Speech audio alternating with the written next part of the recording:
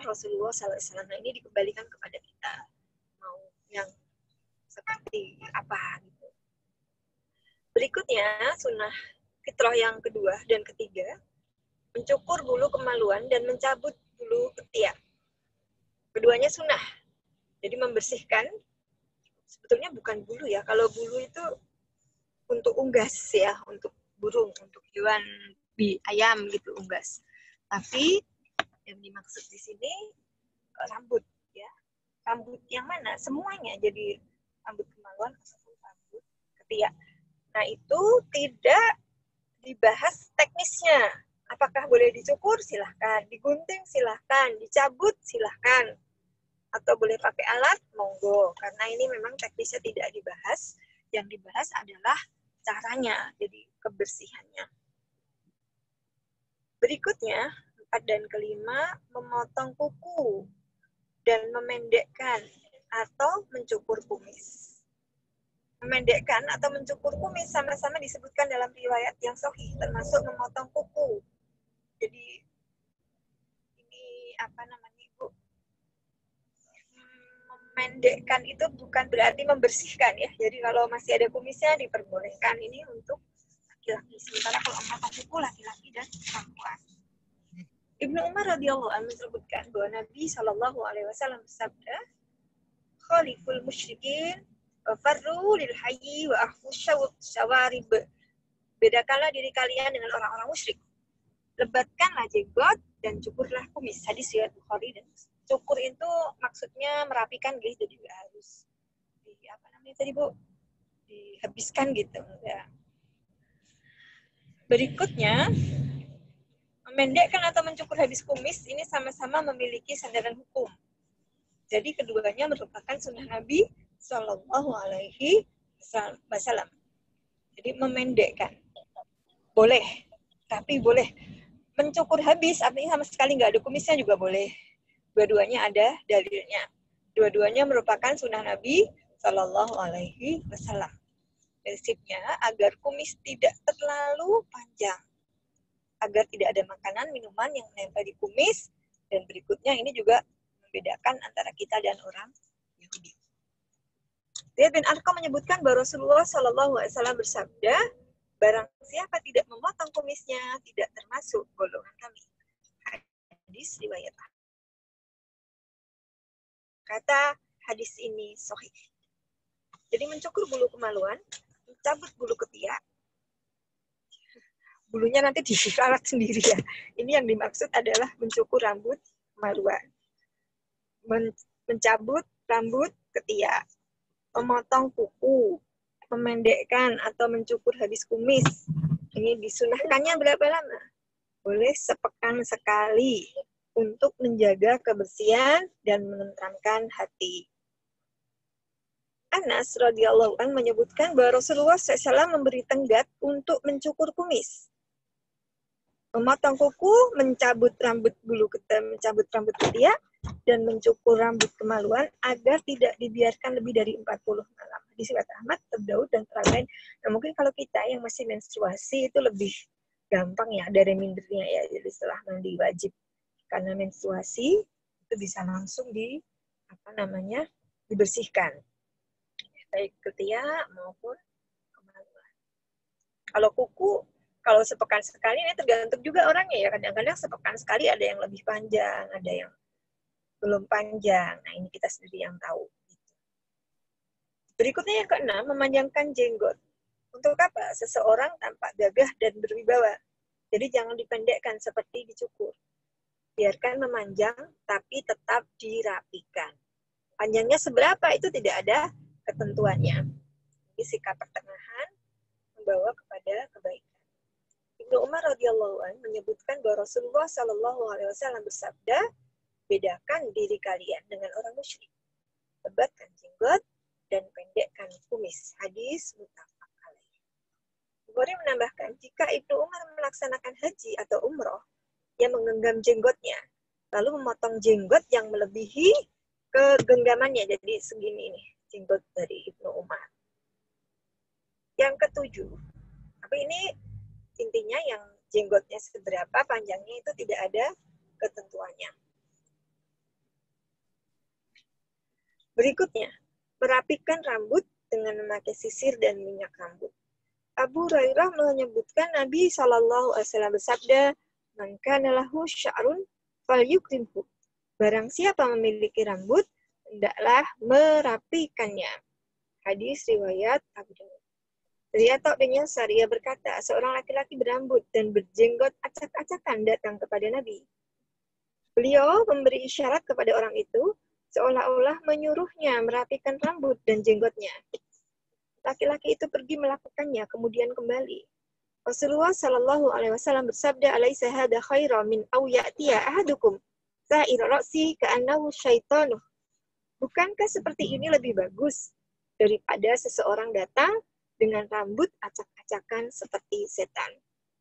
Jadi ini ya, kita bisa membayangkan bagaimana Rasulullah SAW itu memperhatikan betul bab totalitas kita gitu.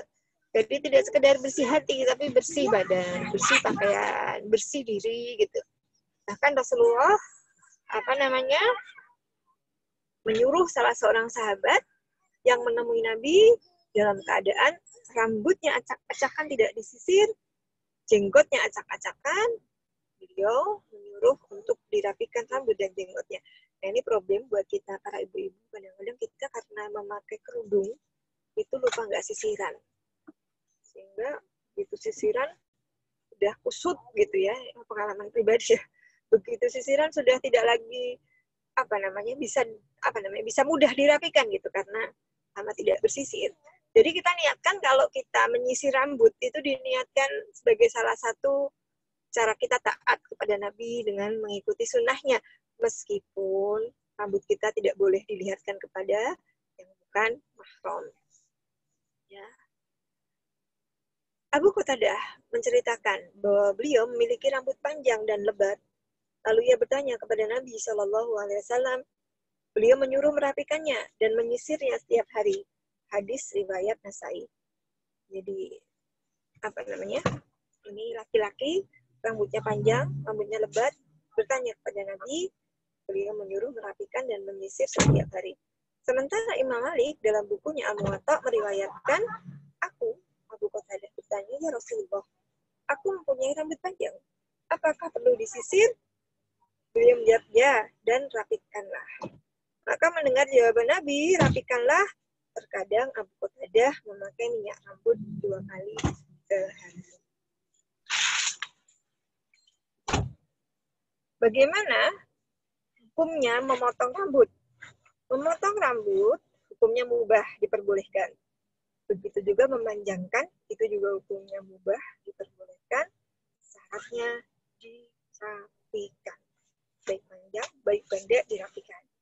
Ibnu Umar radhiyallahu anhu menyebutkan bahwa Nabi Shallallahu Alaihi Wasallam bersabda, "Cukurlah semuanya atau biarkanlah semuanya." Hadis riwayat Ahmad, Muslim, Abu Daud, dan Nasai.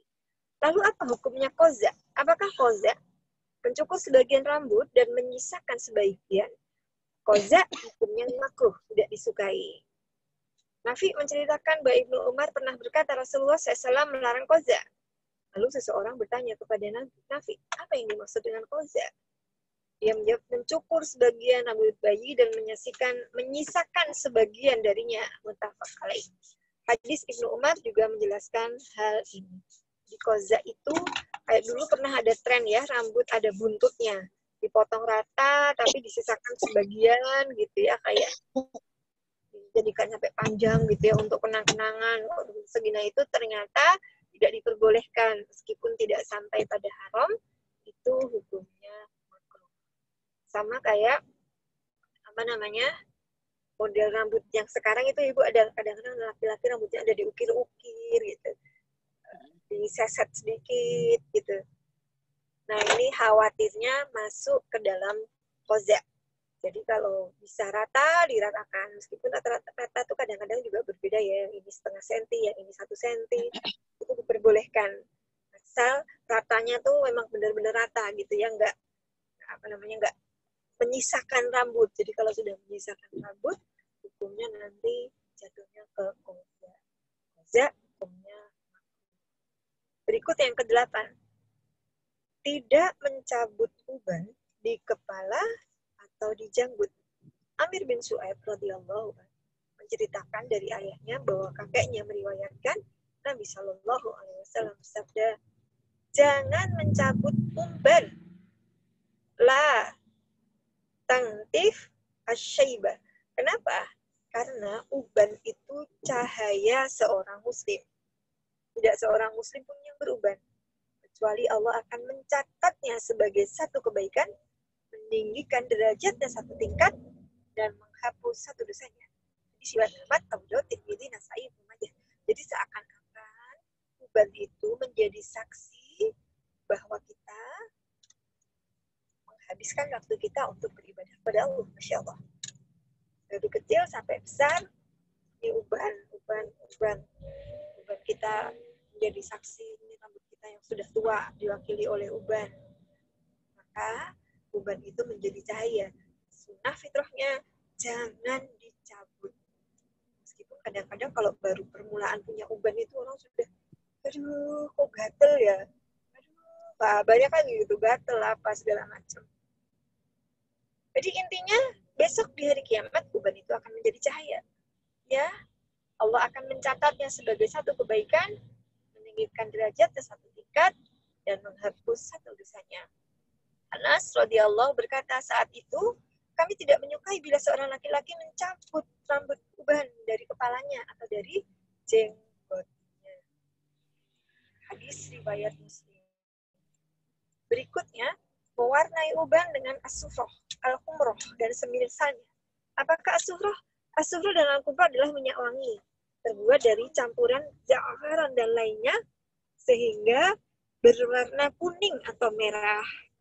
Nah, jadi ini intinya, ini bahkan jadi hukumnya sunnah gitu ya, ketika kita mewarnai uban dengan minyak wangi yang terbuat dari campuran za'afaran, sehingga warna uban itu nanti menjadi merah atau kuning.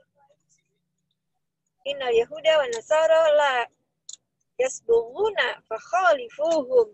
Orang Yahudi, orang Nasrani tidak mewarnai rambutnya, karena itu berbedalah dengan mereka. Hadis riwayat Jamaah. Abu Dar meriwayatkan bahwa Rasulullah Shallallahu Alaihi Wasallam bersabda, sebaik-baik bahan untuk mewarnai uban ini adalah henna dan katam. Apakah henna? Henna adalah tumbuhan yang dipergunakan untuk pacan, berwarna merah. Sedangkan katam adalah tumbuhan yang dipergunakan untuk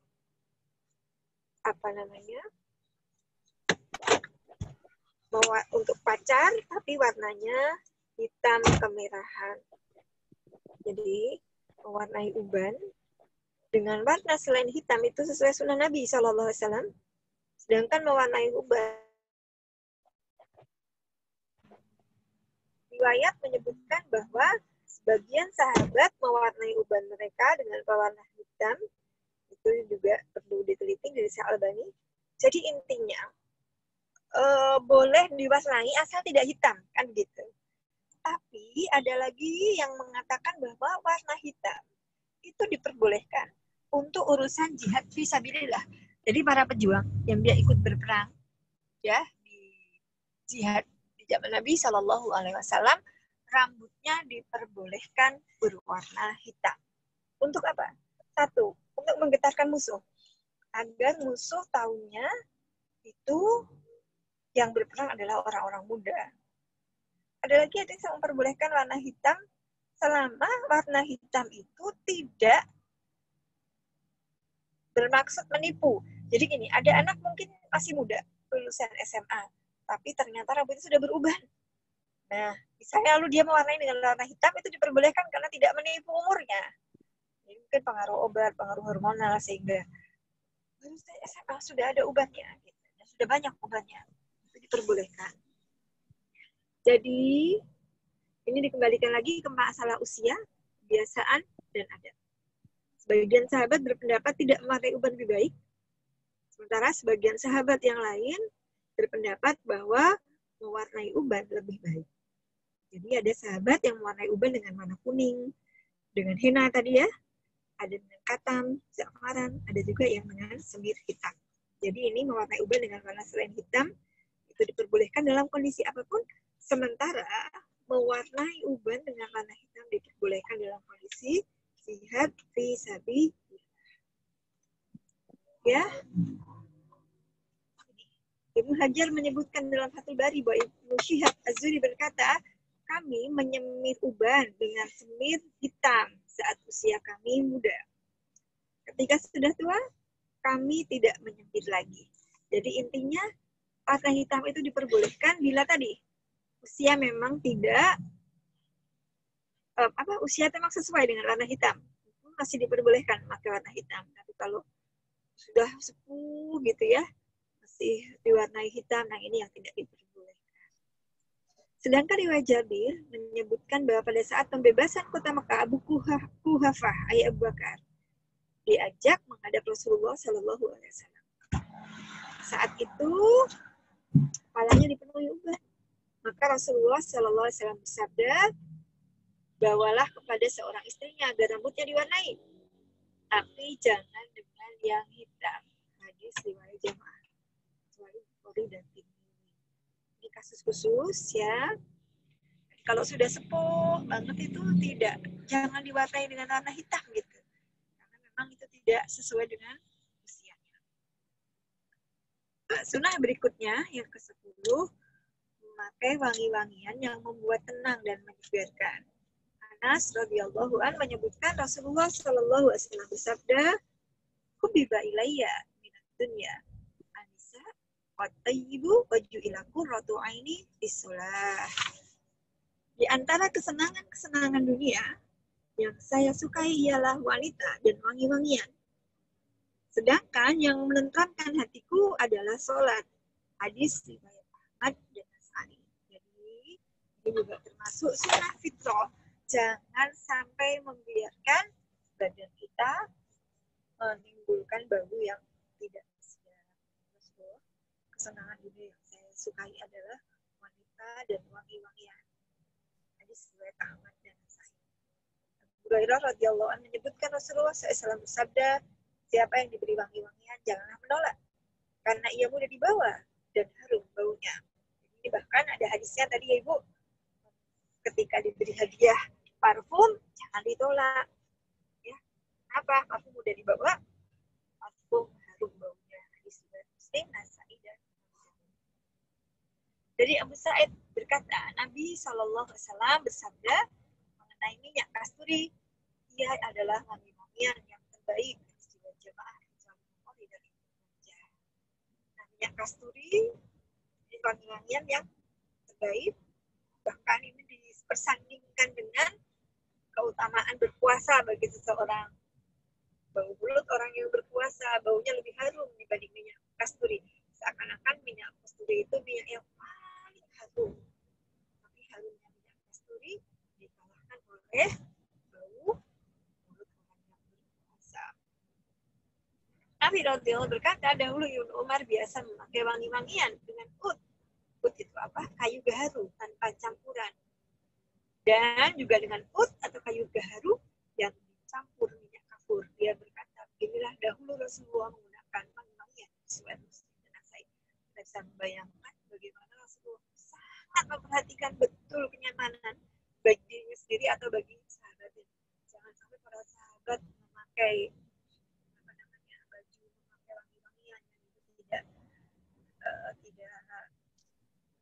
tidak sesuai dengan peruntukannya. Masya Allah. Sudah selesai materi sunnah fitrah. Ini mau tanya jawab dulu atau langsung ke bab wudu? Monggo saya serahkan. Nanya Ustazah.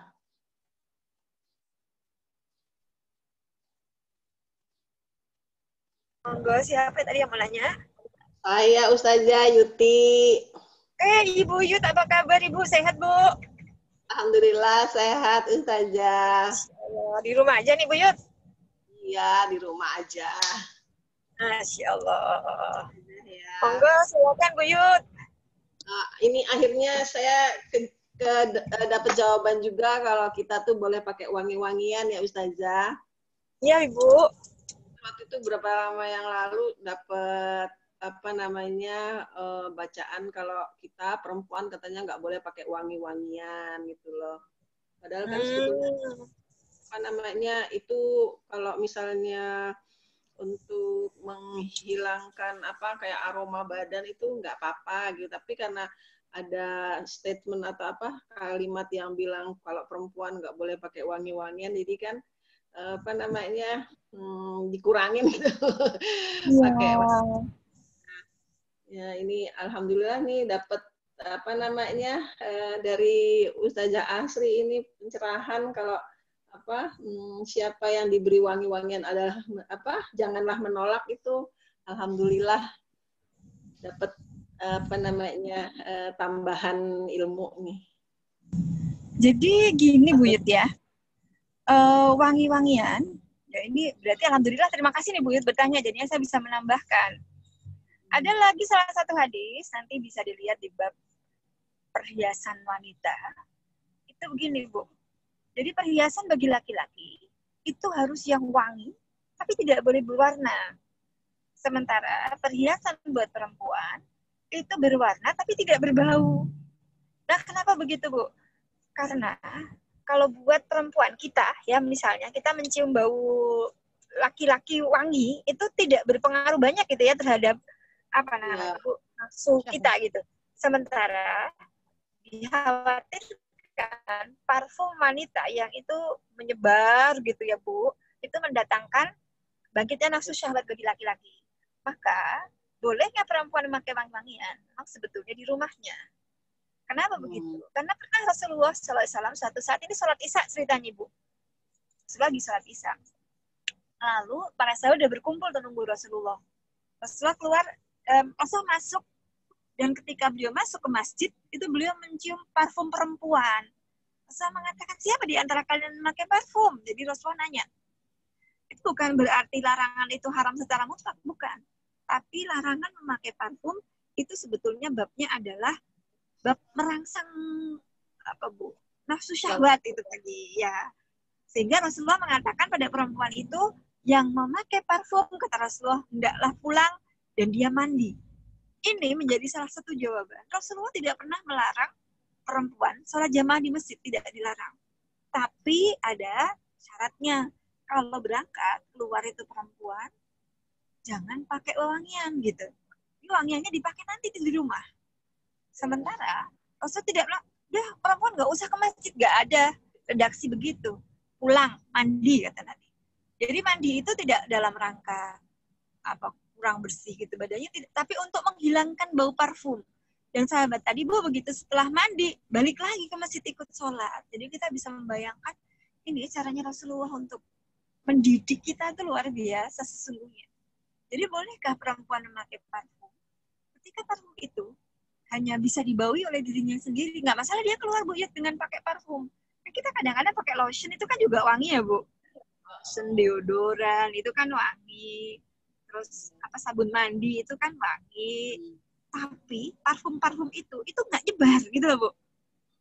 Yang jadi masalah tuh parfum yang ketika disemprot itu dari jarak 2 meter orang sudah bisa mencium baunya kan kadang-kadang begitu tuh saking satu botol dipakai separuhnya gitu. Begitu jalan breng, nah itu yang sebetulnya tidak diperbolehkan. Jadi parfum yang wangi-wangi itu boleh dipakai di rumah. Tapi kalau parfum yang apa namanya Bu tadi sekedar lotion kita mau keluar boleh karena nggak ada orang yang mencium baunya itu kecuali kita sendiri. Semprot deodoran, pakai apa Bu namanya Bu? Apa itu? Ya wangi-wangian kayak begitu nggak ada masalah sebetulnya begitu. Jadi bukan memakai parfum bagi perempuan itu bukan larangan mutlak. Tapi ini menjadi bab yang kita, apa tadi namanya Bu, sepakati untuk ditata gitu. Boleh nggak, bisa nggak, seberapa gitu. Kita tahu sendiri. Kadang-kadang mungkin ada, kita tahu sumber-sumber bau badan di tempat kita dan kita mau keluar, gitu. Disemprot sedikit-sedikit lah gitu. Begitu Bu Yud? Ya, matur nuwun Ustazah. Sami-sami. Ada lagi yang lain? Monggo Ibu-Ibu, ada lagi yang mau bertanya? kayaknya belum ada, Us. Dilanjut materinya dulu aja, Us. Masih jam 11. Nggih. Kita teruskan ya Ibu. Sekarang sampai di bab wudu. Apakah wudu? Wudu adalah menyucikan wajah, dua tangan, kepala, dua kaki dengan air. Dalil disyariatkannya wudu. Ada 3 dalil. Yang pertama dari kitab suci Al-Quran. Allah SWT berfirman, "Hai orang-orang yang beriman, jika kalian hendak melakukan sholat, basuhlah wajah dan tangan sampai siku, lalu usaplah kepala kalian, dan basuhlah kaki kalian sampai 2 mata kaki." Quran Surat Al-Ma'idah ayat 6. 2 hadis. Dari Abu Hurairah radhiyallahu anhu menceritakan, meriwayatkan, Nabi SAW bersabda, "La yaqbalullahu sholata ahadikum idza ahdasa hatta yatawadda." Allah tidak menerima sholat salah seorang di antara kalian jika ia berhadas sampai ia wudu. Hadis riwayat Bukhari, Muslim, Abu Dawud, dan Tirmidzi. Ini materinya moga-moga masih diingat ya Bu, apa bedanya hadas dan najis. Hadas itu kotor yang sifatnya batiniah. Jadi bukan kotor fisik, bukan. Kotor, tapi sifatnya kotor itu menghalangi kita untuk sampai di kesucian. Sehingga cara menghilangkan hadas ada 2. Hadas besar, hadas kecil. Hadas besar dengan mandi wajib, sementara hadas kecil dengan wudu. Ya. Sementara kalau najis itu kotoran. Kalau kita berwudu, nempel pada kita najis, itu wudu kita nggak batal. Jadi kita ada najis di badan kita, itu tidak membatalkan wudu kita. Nempel di mana, nggak batal wudunya. Tetap wudunya itu bisa kita lakukan. Tapi Bu, najisnya hilang, itu wudu kita nggak batal. Tapi kalau tadi Bu, hadas itu batal wudu. Maka wudu itu yang menghilangkan hadas kecil. Kalau kita jalan tiba-tiba badan kita ketemu najis, kita udah wudu nih, wudu kita nggak batal. Hilangkan najisnya, bersihkan najisnya, terus sholat boleh. Tapi kalau hadas, meskipun nggak ada yang tahu, ya yang tahu hanya kita dan Allah, itu tidak boleh, wudunya tidak boleh diteruskan, harus diulang. Jadi itu nggak boleh, Allah nggak bisa menerima sholat kita apabila sholat kita masih berhadas. Berikutnya, jadi ini ya dalil disyariatkannya wudu, ada 3 dalil dari kitab suci Al-Quran. Dari yang berikutnya hadis, ya. Jadi wudu itu yang ketiga dalilnya dari ijma. Ijma itu artinya kesepakatan. Dari kalau ada ijma ulama, kesepakatan ulama. Jadi ijma semua kaum muslimin sejak zaman Nabi SAW hingga sekarang sepakat bahwa wudu itu ajaran Islam. Wudu merupakan ajaran Islam yang harus diketahui oleh setiap orang muslim. Ini bab wudu, Bu, Masya Allah. Kenapa wudu itu penting? Karena wudu itu menjadi syarat sah apakah sholat kita diterima. Hadisnya banyak sekali tentang keutamaan wudu. Beberapa di antaranya dari Abdullah As-Sunabaji radhiyallahu an berkata, Rasulullah sallallahu alaihi wasallam bersabda, "Jika seorang hamba berwudu lalu berkumur, maka dosa-dosa keluar dari mulutnya. Jika dia membersihkan hidung, maka dosa-dosa keluar dari hidungnya." Insyaallah. Kumur, ada dosa di mulut, keluar. Hidung, keluar. Muka, maka dosa-dosa yang keluar dari mukanya. Sampai-sampai dari bawah pinggir kelopak matanya, itu keluar gitu airnya. Jika dia membasuh 2 tangan, dosa-dosa keluar dari 2 tangannya, sampai-sampai dari bawah kukunya. Jika dia mengusap kepala, maka dosa-dosa keluar dari kepalanya, sampai-sampai dari 2 telinganya.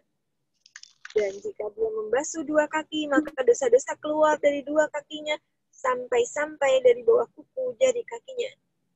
Setelah itu, jalannya ke masjid dan sholatnya menjadi tambahan pahala baginya. Hadis riwayat Malik, Nasai, Ibnu Majah, dan Hakim. Insya Allah. Luar biasa sesungguhnya Ibu, bab wudu Makanya wudhu itu harus diperhatikan betul. Karena ini selain berhubungan dengan diterima atau tidaknya sholat kita, juga berhubungan dengan apa tadi Bu? Dengan bab dosa-dosa yang digugurkan Allah dari seluruh jalan di tubuh kita dengan cara berwudu. Karena sadar atau tidak sadar kita pasti melakukan dosa. Sadar atau tidak sadar pasti dosa kita itu luar biasa banyak. Cuman ini untuk dosa-dosa kecil. Dosa besar itu harus dicuci dengan taubat nasuha. Sementara kalau dosa-dosa kecil bisa ibu tadi seperti ini, wudu, mata keluar dosa, hidung keluar dosa, mulut keluar dosa, tangan kaki. Itu keutamaan berwudu. Berikutnya Anas meriwayatkan Rasulullah Shallallahu Alaihi Wasallam bersabda, dengan sifat baik yang terdapat pada seseorang, Allah memperbaiki semua perbuatannya. Dan saat seseorang bersuci untuk sholat, Allah menghapus dosa-dosanya. Sementara sholatnya menjadi tambahan pahala baginya. Surat Tabi' al-Bazar dalam Al-Awsat. Masya Allah. Jadi Allah memperbaiki semua perbuatan kita. Asal tadi Ibu, sifat baiknya ya kita pelihara. Kita punya sifat baik, Allah memperbaiki kita. Karena nggak ada ya Bu amal kita yang sempurna. Ada kurang-kurangnya. Sholat kurang khusyuknya. Ya, sedekah kurang ikhlasnya.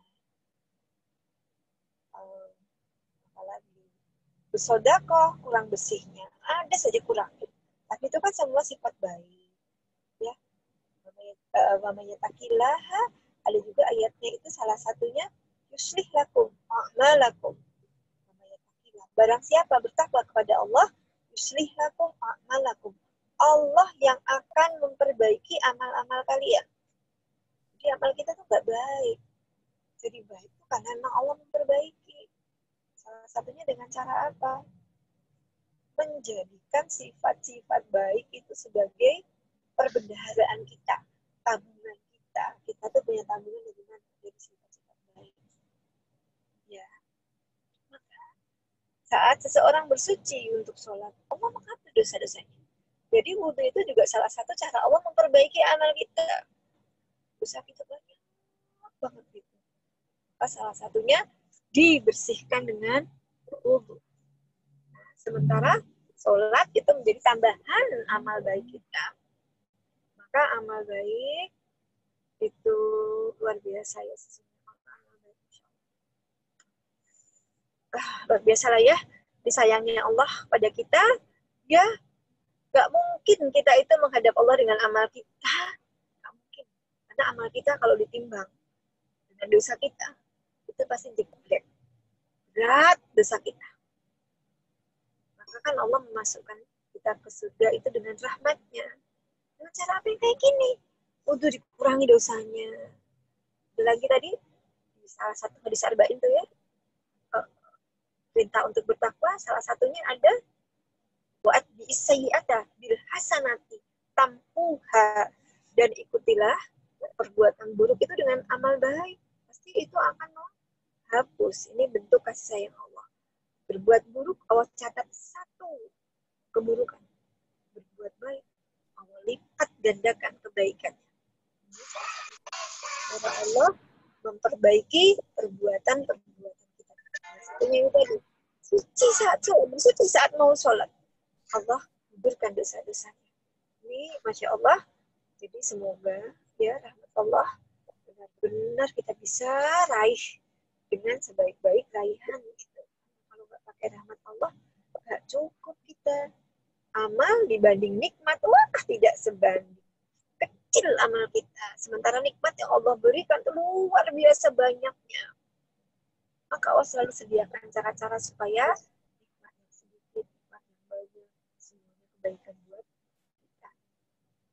Dari Abu Hurairah radhiyallahu anhu meriwayatkan Rasulullah Shallallahu Alaihi Wasallam bersabda, maukah kalian aku tunjukkan pada perkara yang menyebabkan Allah menghapuskan dosa-dosa kalian dan mengangkat derajat kalian. Para sahabat menjawab, mau ya Rasulullah. Beliau Shallallahu Alaihi Wasallam bersabda, menyempurnakan wudhu dalam kondisi sulit. Banyaknya langkah kaki ke masjid dan menunggu sholat setelah sholat sebelumnya. Itulah jihad, itulah jihad. Ribat, dan itulah jihad. Tadi surat Malik, Muslim, Tirmidzi, dan Nasai. Ini juga lagi, ini rahasia-rahasia luar biasa besar yang bukan pada kita, yang Rasulullah SAW sediakan pada kita bila kita memang dalam kondisi tunduk patuh pada Allah. Allah sediakan. Kamu tuh dosanya banyak loh. Mau nggak dosanya tuh dikurangi Allah? Ya, mau nggak? Ada perkara-perkara yang Allah tuh menghapus dosa. Kalau sudah menghapus dosa itu bersih catatan kita. Makanya kan ulama membedakan ya antara afun, minta maaf sama Allah, sama al-ghafar. Allah Maha mengampuni.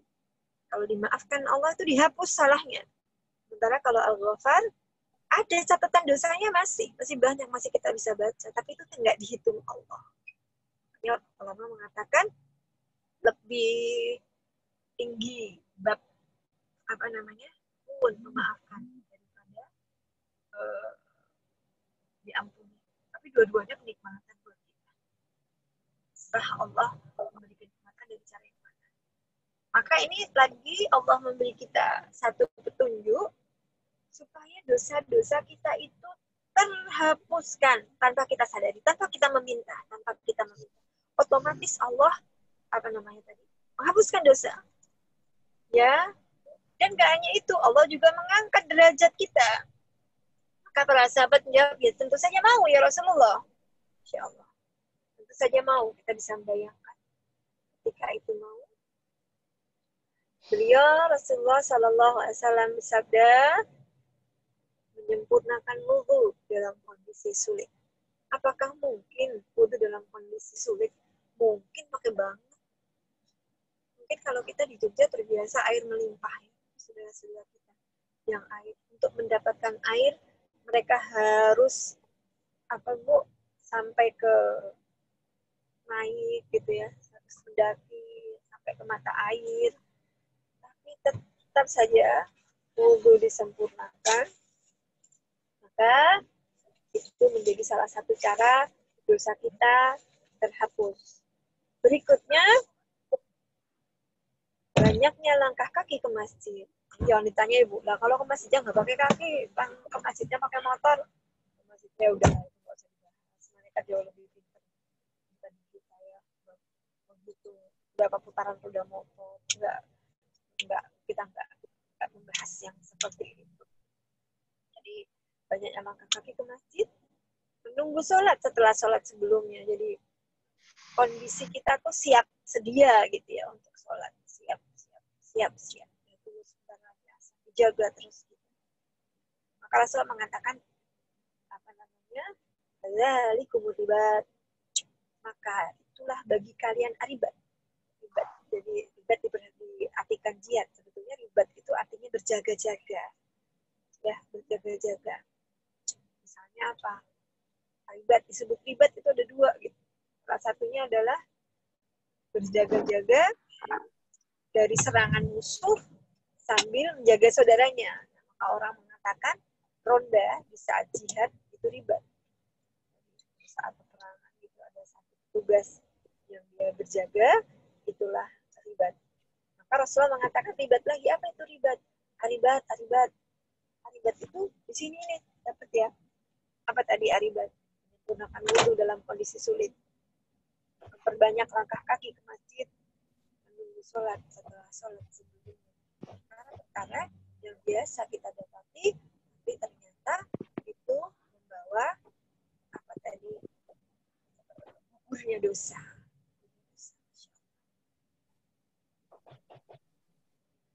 Berikutnya dari Abu Hurairah radhiyallahu anhu meriwayatkan Rasulullah SAW datang ke kuburan lalu bersabda, kesejahteraan semoga menyertai kalian wahai orang-orang yang beriman.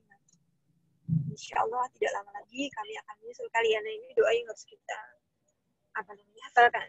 Ini doa yang dibaca saat kita mau masuk ke kuburan. Assalamualaikum darul qaumin mu'minin wa inna insyaallah bikum al-qaribi lahikun. Ini banyak redaksinya sih sebenarnya doa. Mau masuk ke mana? Salah satu redaksinya di sini dibahas. Ya, tidak lama lagi kami akan menyusul kalian. Aku sangat senang seandainya bisa melihat saudara-saudara kita. Maka para sahabat bertanya, ya Rasulullah, bukankah kami saudara-saudaramu? Beliau bersabda, kalian sahabatku karena kalian tadi hidup di masa aku. Sementara saudara-saudara kita adalah mereka yang belum datang, jadi belum pernah bertemu Rasulullah. Semoga kita termasuk yang didoakan Rasulullah Shallallahu Alaihi Wasallam. Mereka bertanya, wahai Rasulullah, bagaimana engkau mengetahui umatmu yang belum datang? Nabi menjawab, jika seseorang memiliki seekor kuda putih, berada di tengah banyak kuda berwarna hitam, apa dia akan mengetahuinya? Mereka menjawab, tentu bisa ya Rasulullah. Beliau bersabda, mereka akan datang dengan cahaya putih karena wudhu. Dan aku mendahului mereka ke haud. Haud itu apa? Telaga di akhirat.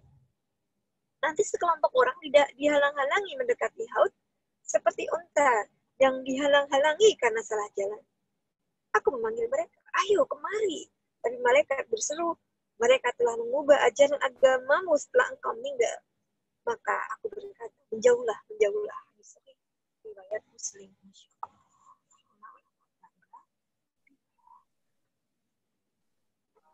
Itu ya Ibu, tentang keutamaan berwudu.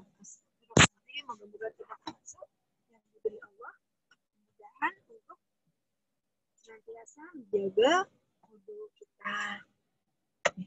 Sekedap ya.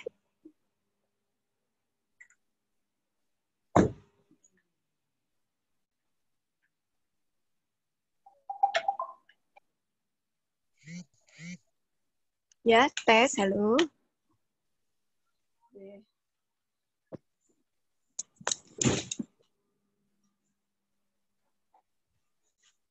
Nah, itu keutamaan berwudu ya, Bu.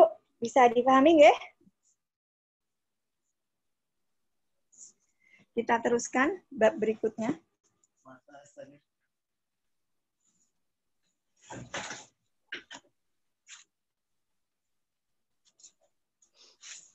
Bismillah. Nah, sekarang kita bahas bab fardu wudu. Fardu wudu, wudu mempunyai fardu dan rukun. Jika fardu dan rukunnya terpenuhi, wudu tersebut sah. Dan jika ada satu rukun yang tidak terpenuhi, maka wudu itu tidak sah.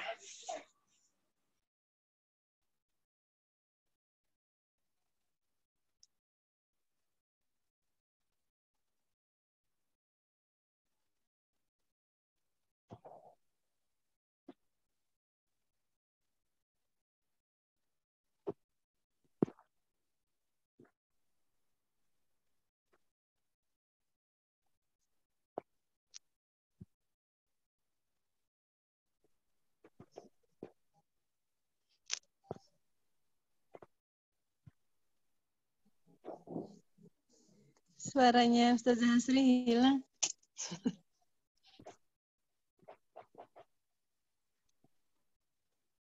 Ya, halo, tes. Ya, Maaf. ya, ya. Masuk ya? Ya, sekedap. Udah, Mbak Tati. Oke, ya. Monggo Ustazah.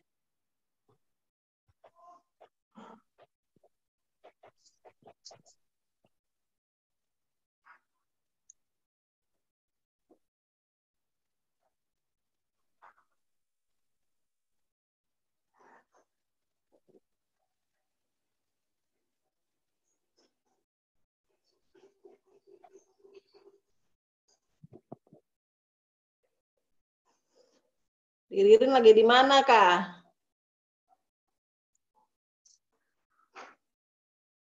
Mimai lagi di mana itu, Mimai? Lagi di mana kok? Di dapur. Masa iya?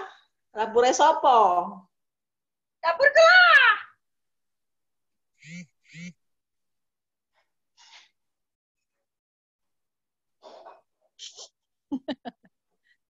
Kok kayak bukan di dapurmu? Ketahuan ya Mbak Yud ya. Mbak Rin Oh. ketahuan. Ayah lagi di mana itu? Jaga jarak, jaga jarak. Ya. Kamu ketahuan. Lagi bikin apa Mbak Tati lagi bikin apa Mbak Tati?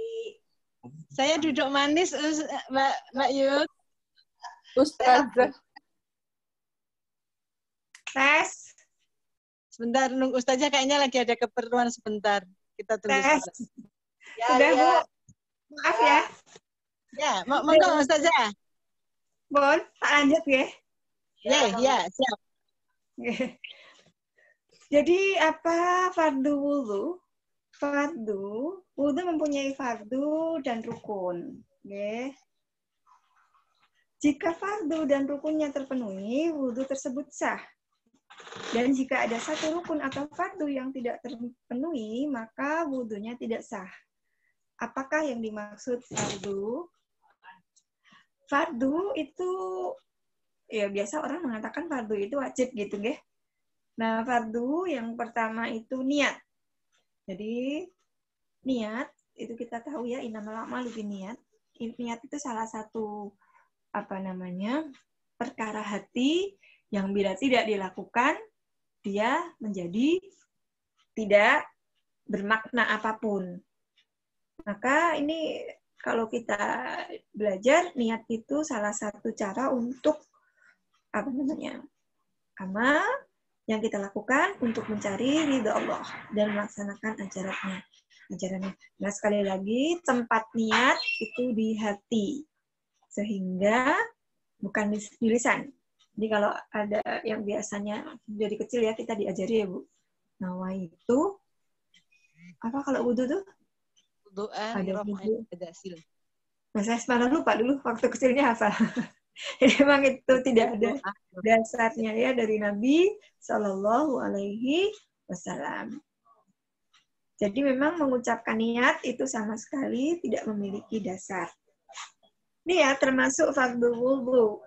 Ini berdasarkan hadis Umar radhiyallahu anhu, Nabi sallallahu alaihi wasallam bersabda, "Innamal a'malu binniyat wa innama likulli imri'in ma nawa."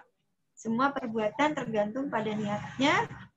Setiap orang akan mendapatkan ganjaran sesuai niatnya. Hadis riwayat Jami'.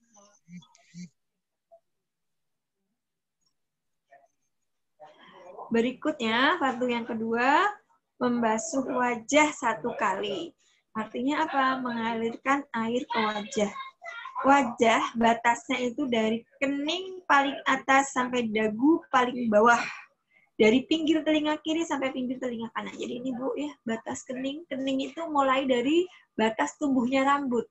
Jadi harus sampai atas. Dari kening sini, sret, ini sampai pinggir telinga sini Bu. Jadi sret ke sini sampai dagu paling bawah. Dagu itu mana? Apa itu kan dagu begini? Kan enggak ya? Dagu kan sampai sini, Bu. Dipahami nggak, Bu? Ya? Nah, ini dulu pernah juga ada yang ibu-ibu berdiskusi tentang pakaian ketika sholat. Yang perlu kita tahu, sebetulnya namanya aurat itu dijaga tidak hanya pada saat sholat saja, tapi sholat iya. Di luar sholat itu auratnya sebetulnya sama. Menjadi masalah itu, beliau mempertanyakan bab dagu, Bu. Jadi kalau dagu itu apa namanya? Kan gini nih ya dagu di sini ya. Bu, berarti kalau sholat kita kelihatan dagunya sini, berarti kita kan nggak sah sholatnya. Jadi gimana Bu kata saya? Harusnya begini Bu. Ini. Atau kalau ibu-ibu yang kemarin sempat dari Malaysia itu ada kerudung, kalau di Malaysia itu kan ininya ditutup gini ya, kerudung dagunya. Apakah begitu? Kita belajar dari yang dimaksud wajah di saat wudhu, ini termasuk Bu ternyata. Jadi sebetulnya ini tidak masalah ketika ini terbuka. Ini babnya bab apa Bu? Masakoh. Masakoh itu apa? Kesulitan. Ada kesulitan ketika kita begini Bu. Nah, memakai mukena dengan ini ya, apa namanya? Itu tuh di sini. Karena ternyata kalau kita belajar apa namanya? Fikih sunnah, yang namanya muka itu batasannya sampai dari atas kening, jadi dari atas rambut. Nah Rasulullah, karena tadi ada bab keutamaan wudhu itu salah satunya Rasulullah melihat nanti umatnya yang akan datang itu kayak kuda putih di antara kuda hitam. Salah satunya lagi wajah yang dipenuhi oleh wudhu akan bercahaya. Maka hendaklah, itu hadisnya itu di situ juga ada tuh hadisnya. Kalian melebihkan. Jadi kalau batasnya segini bisa dilebihkan sampai segini boleh. Kalau kaki itu sama mata kaki dilebihkan misalnya sampai di atas sama mata kaki boleh. Karena kita berharap jadi bekas wudhu kita di dunia itu akan menjadi bekas wudhu kita di akhirat. Jadi itu ya Bu. Fardu yang kedua tadi membasuh wajah ini fardunya hanya 1 kali. Jadi kalau kita keburu-buru basuh wajah 1 kali, tahu 1 kali. Sebetulnya itu wudhu kita sah. Cuman kita nggak dapat pahala sunnah. Jadi kalau sunnahnya dibasuhnya 3 kali kalau sunnahnya. Tapi kalau itu fardu wudhu, wajib wudhu, cukup sekali saja. Sekali saja. Lalu habis misalnya. Ya wudhu sekali. Tapi jangan lupa batasnya ini sampai dagu bagian bawah. Nah ini kalau jadi ini terbuka itu sebetulnya nggak ada masalahnya gitu. Ini soalnya ini masakoh tadi saya bilang. Masakoh itu apa? Sulit Bu. Secara sulit, tapi secara syar'i ini tidak termasuk bab aurat. Jadi sebetulnya tidak masalah di sini kelihatan karena ini termasuk bagian dari wajah. Yang ketiga, membasuh kedua tangan sampai kedua siku. Nah, siku itu termasuk yang harus dibasuh. Ini yang dicontohkan oleh Nabi SAW. Beliau tidak pernah meninggalkan membasuh 2 siku. Maksudnya 2 siku itu gak hanya sikunya tok, Bu, tapi kedua tangan. Jadi dari sini sampai kedua siku. Sama yang seperti kita seperti biasa kita lakukan gitu. Ya. Fardu keempat, mengusap kepala. Mengusap kepala dengan air. Jadi menempelkan tangan atau jari kita yang sudah kita basahi dengan air tadi Ibu ke kepala, lalu menggerakkan tangan tersebut. Kalau hanya sekedar menyentuh, ini tidak dimaksud dengan mengusap. Karena Allah berfirman, dan usaplah kepala kalian. Ini tidak menunjukkan keharusan mengusap seluruh kepala, tapi ayat ini menunjukkan mengusap sebagian kepala itu sebetulnya sudah usap. Sementara diriwayatkan Rasulullah SAW terkait masalah ini ada 3 cara. Yang pertama mengusap seluruh bagian kepala. Abdullah bin Zaid menyebutkan Rasulullah Shallallahu Alaihi Wasallam mengusap kepalanya dengan 2 tangan. Ya, 2 tangan dipakai cuma untuk mengusap. Menggerakkan dari depan ke belakang. Beliau memulai dari kepala bagian depan, kemudian 2 tangannya digerakkan ke bagian belakang kepala, lalu mengembalikannya lagi ke bagian depan. Ini hadis riwayat jamaah. Tadi saya bilang mengusap kepala berdasarkan hadis itu ada 3 cara. Cara yang pertama yang biasa kita Ibu lakukan itu ya Bu, belakang dengan 2 tangan ya, 2 tangan belakang seret, lalu dari depan seret ke belakang, lalu dikembalikan lagi ke depan. Pertama. Yang kedua, mengusap kain serban saja. Dari Amr bin Umayyah radhiyallahu berkata, saya pernah melihat Rasulullah SAW mengusap serban dan kedua sepatunya. Hadis riwayat Ahmad, Bukhari, dan Ibnu Majah. Bilal radhiyallahu anhu menceritakan Nabi SAW bersabda, usaplah kedua sepatu dan serban. Hadis riwayat Ahmad. Umar berkata, barang siapa tidak merasa suci dengan mengusap serbannya, maka Allah tidak akan menyucikannya.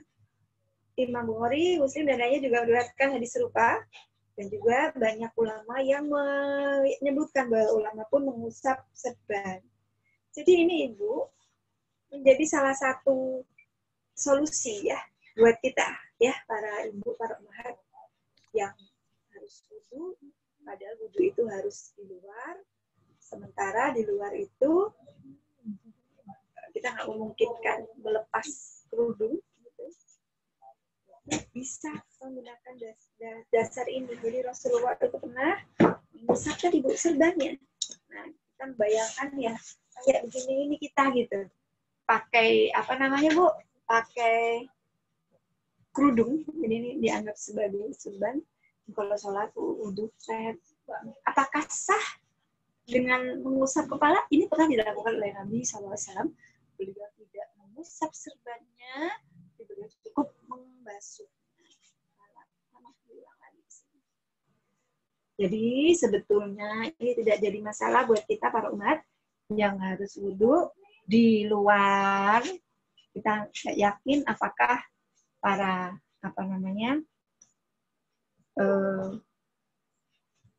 para bapak-bapak apa tadi maksudnya bisa ada bapak-bapak gitu ya atau ada laki-laki gitu, nggak usah dilepas kerudungnya, yang penting tangan bisa masuk, ini wajahnya masuk, bisa diusap. Itu tadi ya Ibu. Yang kedua, cara Nabi membasuh kepala itu ada 3. Yang pertama tadi seluruh ini yang kita bahas. Yang kedua mengusap serban, ya. Yang ketiga mengusap ubun-ubun dan surban. Jadi Mughirah bin Syu'bah berkata Nabi SAW berwudu, lalu mengusap ubun-ubun, mengusap serban, dan mengusap sepatunya. Jadi nggak hanya serbannya tadi Bu, tapi ubun-ubunnya termasuk di bisa. Jadi dari kalau serban kan bisa Ibu, kalau ubun-ubun kan bisa Ibu yang nggak usah dilepas serbannya. Jadi kalau tadi mengusap serban saja, tek gitu. Nah yang berikutnya yang cara ketiga itu ubun-ubunnya juga ikut. Jadi serban dan ubun-ubun. Diriwayatkan dari Rasulullah SAW. Jadi ini ada 3. Jadi riwayat ini ada 3. Yang pertama seluruh kepala, yang kedua surbannya saja, yang ketiga surban iya, ubun-ubun iya. Jadi surbannya nggak usah dihapus. Nah begini, diangkat ini bagian ubun-ubun, tapi surbannya tetap dibasuh. Sementara kalau riwayat yang sering kita lihat di sekitar kita hanya membasuh gini-gini aja Bu ya, 3 kali. Nah itu ternyata tidak pernah ada riwayat dari Nabi SAW. Juga tidak sah ketika yang diisap itu rambut yang keluar dari batasan kepala, seperti kuncil. Misalnya ya, rambutnya panjang. Ini kuncir ini tidak termasuk kepala. Jadi tidak sah kalau Ibu ambil kuncirnya aja dibasahi. Yang dibasahi bukan kepalanya, tapi kuncirnya. Kuncirnya aja agak basahi gini. Ini juga tidak sah Ibu. Oke. Ya. Berikutnya. Fardu kelima. Membasuh kedua kaki hingga mata kaki. Diriwayatkan dari Rasulullah SAW, riwayatnya sahih, baik dari perbuatan maupun sabda beliau Nabi Sallallahu Alaihi Wasallam. Apakah itu? Dari Ibnu Umar. Dalam satu perjalanan Rasulullah SAW berada jauh di belakang kami. Lalu beliau berhasil menyusul kami. Bentar, Ibu.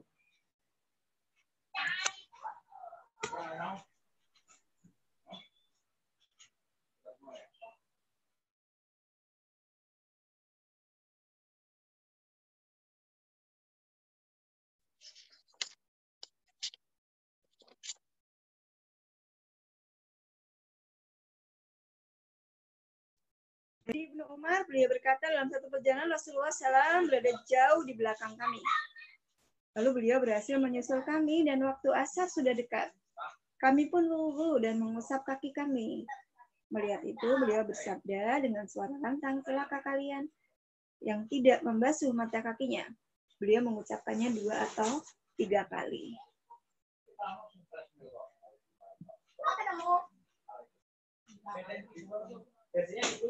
Ya, beliau mengucapkan 2 atau 3 kali, hadis riwayat Bukhari Muslim.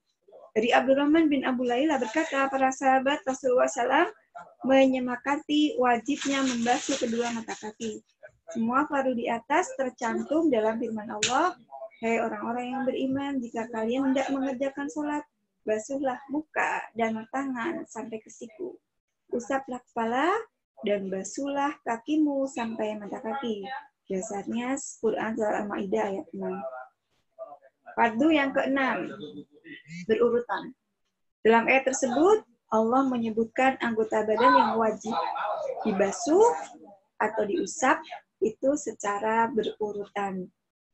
Ya, dipisahkan antara tangan dan kaki dan diselipkan di antaranya tangan dan kaki kewajiban mengusap kepala.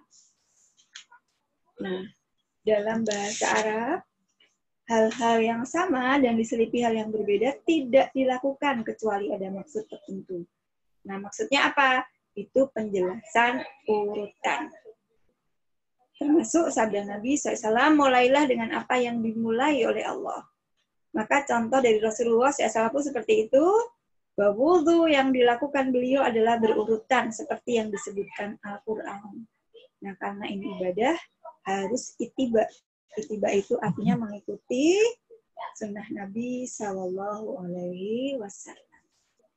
Selesai Ibu materi tentang fardu wudhu. Jadi kita baru bahas fardunya. Ada 6 tadi ya Bu. Fardu wudhu dimulai dari niat.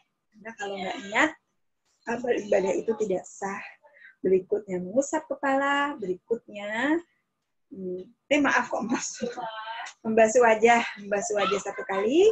Membasuh kedua tangan sampai siku. Membasuh kepala. Membasuh kedua kaki hingga mata kaki.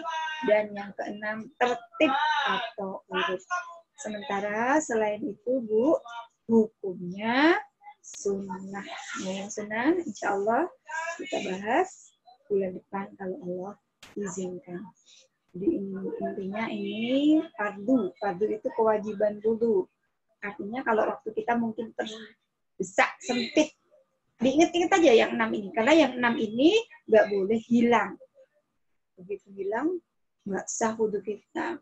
Sementara kalau sunnah itu boleh ditinggalkan. Ya, meskipun dilakukan jauh lebih baik. Karena yang namanya sunnah itu kan kebiasaan-kebiasaan baik ya, yang dicontohkan oleh Nabi Shallallahu Alaihi Wasallam. Jadi itu ya Bu, nanti kita akan bahas bab sunnahnya. Semoga ibu-ibu tetap diberi Allah kemudahan untuk tetap dalam kondisi senantiasa dekat kepada Allah. Nah, ini kebetulan babnya yang sudah proses awal, alhamdulillah sudah selesai. Nah, sekarang yang jadi permasalahan seringkali ini wajib dulu, sawal dulu, wajib dulu, sawal dulu. Nah, ternyata para ulama sudah membahas ya di bab itu. Untuk Imam Hambali, beliau mendahulukan membayar dulu. Jadi qadha itu harus dibayar dulu. Makruh hukumnya buat beliau belum membayar qadha sudah puasa sunnah yang bisa. Tapi 3 imam yang lain tidak mempermasalahkan itu. Jadi biar apa Bu? Apa tadi Bu? Ini baca chatnya Mima jadi hilang konsentrasi. Jadi Syawal sunnah. Jadi kalau imam yang lain ya selain Imam Hambali memperbolehkan untuk syawal dulu dibanding dengan membayar hutang. Nah, karena apa? Syawal itu waktunya terbatas hanya di saat syawal. Sedangkan membayar hutang bisa dilakukan di luar bulan syawal. Nah, yes.